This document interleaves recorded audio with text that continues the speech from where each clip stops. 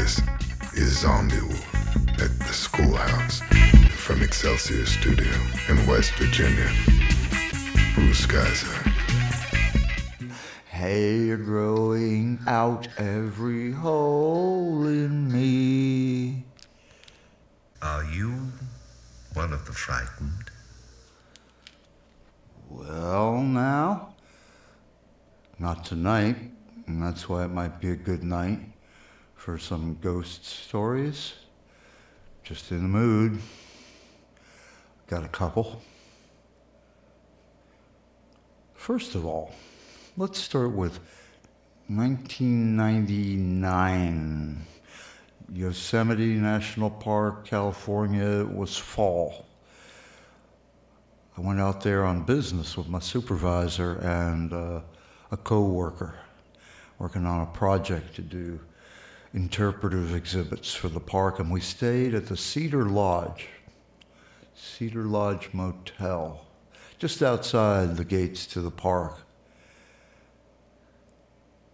What we didn't know, well, it seemed like a fairly ordinary motel, and it wasn't fancy, and we had dinner at their motel restaurant, and it was at least adequate, and we had 3 rooms, my co-worker Betsy and my supervisor Phil and I, 3 rooms in a row, and it was a motel. It had parking right outside the rooms. Each room had an entryway door right out onto the sidewalk where the cars were parked. A quiet place. You're kind of in the woods. You're already deep in the woods at that point, and we had dinner, and I believe Phil needed something in his room. We all went to the desk, and they had to call the maintenance guy apparently, and he took a few minutes to get there, and he was kind of didn't have much to say kind of character, but he provided what was needed to Phil, and we all went to our rooms and went to bed. And I went in an ordinary motel room, and I went to bed. I tend to, then at least, I watch television when I go to bed, and I turned on the TV, and I turned off the lights, and I got my PJs and got in bed, and I laid there trying to get the pillow right under my head and see the TV for about, 30 seconds. When it hit me, I don't know what it was that hit me, but within 3 seconds, every hair on my body stood on end. I immediately felt frightened. I was scared. I felt like I was being watched, and I got out of bed. I turned on every light in the room. I turned up the television. I sat on the edge of the bed, and I was looking around. I went over, I think I looked out the windows. The shades were drawn, and went in the bathroom and checked the closets. There's nobody there, and I just sat on the edge of the bed.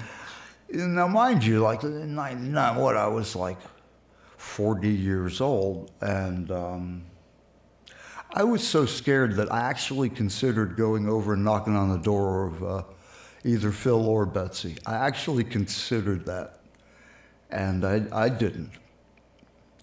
And eventually I got back to sleep, and that was about it. Till about 3 or 4 months later, at the end of the year, when we heard the news.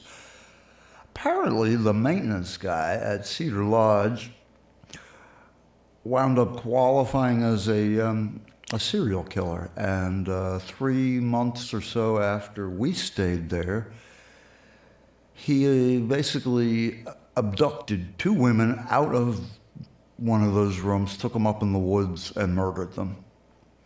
And he had murdered some other people too.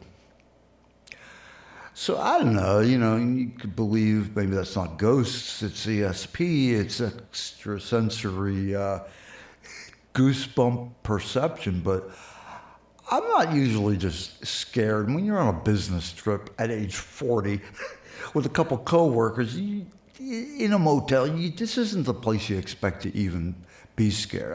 There was nothing scary about anything until the moment I sat up in bed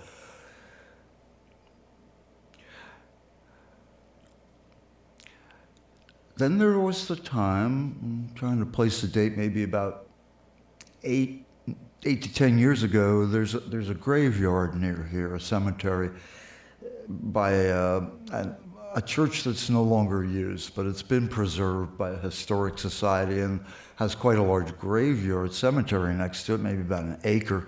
But in the back of that cemetery is a little fenced in, like a wrought iron, like pointed top, Victorian-looking, rusty old fence with about 10 or 15 of the oldest tombstones, obviously in that little section in the back. And that year I was practicing a little bit of photography as a hobby, and I guess I was feeling my oats because I decided to go out there well after dark. And in fact, as it turned out, because later I checked, it was like just before midnight. I got there at about 11:30, and I walked down the side of the graveyard and over till I was essentially standing in front of the fenced-off area in the back. And it was very dark that night. I had a little bitty flashlight, but I was trying to preserve my night vision because what I was there to do was shoot a long exposure night photo, which I liked to do. And I got set up, and I wound up actually kneeling down because of the camera angle to get everything right. I wound up kneeling down, but I had been very careful, like not to walk over any graves. And I got the picture. I set up the camera and spent another 20 minutes or so shooting like 1 minute to 5 minute long exposures. And just after midnight, the moon rose right behind the graveyard, and I had not planned that. I didn't know. I saw the light a little bit. I thought, wow, that couldn't be the moon. And sure enough, 10 minutes later, we got moonrise behind the graveyard. I got some actually pretty neat shots. I mean, from where what sounded like out of one of those trees came the most blood-curdling scream. The kind of scream like you would script, or if you were making a movie, this is the scream that you'd want for like the unknown, monstrous, blood-curdling scream. And it wasn't short either. I mean, it wasn't just a yowl. This went for like several seconds. It just went, ah. I'm not going to try to simulate this. It was a blood-curdling. I just stood there. I couldn't quite process it, and to this day, I don't know what it was. I've spent a couple hours online listening to every kind of animal scream that it could be. I don't know. A mountain lion comes a little bit close, but not quite. Bobcats are a little bit close, but not quite. And we don't have mountain lions. And the last bobcat I've heard of one bobcat in 50 years, and I'm not even sure that was true here in this part of the Shenandoah Valley. There's fox screams. It was not that. So I don't know what to make of that either. I mean, it was just one single solitary shriek. So I packed up and left. I left. I did not run away. I did not. I mean, my hair just stood on end. I was pretty much like paralyzed, sort of with fear, but more just very surface fear. But again, my hair was all standing on end. And I stood there for 10, 15 seconds and gathered myself and thought, I think I got the shot already. And I picked up my stuff and purposefully walked back to the car. I did, however, about a year later, wind up back again for another reason. And we met someone there who actually told us that, oh yeah, this graveyard, it was in complete ruins after the church had been abandoned, but before the Friends group got there. And they basically had to put all the gravestones back up, but they actually didn't know where any of the graves actually were. So the gravestones are various places, but that's not where the graves are. The graves are just unknown all throughout. So that's great. Because I was kneeling down. I was glad I wasn't over a grave. Yeah, yeah. And then there was the night in like 2003 where my wife, let's call her Vicky. Vicky was in Harper's Ferry, Bolivar to be exact, in our coffee house, which was a house on the main street of town, but it was, once again, it was about midnight, a little after, and it was the middle of the winter, and I was home, and she was there, and we were on the phone. Back then, it was landlines, and we're talking on the phone, because she had to work late. This is like kind of par when you're in a business like a coffee house, and you'd be there at midnight on a Tuesday, just like whatever, counting the money, mopping the floor. And Vicky was there. I was home. We're talking. She was wanting a little company. It was like 0 degrees that night. It was so cold. Literally. I mean, it was at most in the single digits. And so she's down there, and she's going to be there another half hour or so. And suddenly she says, like, do you hear that?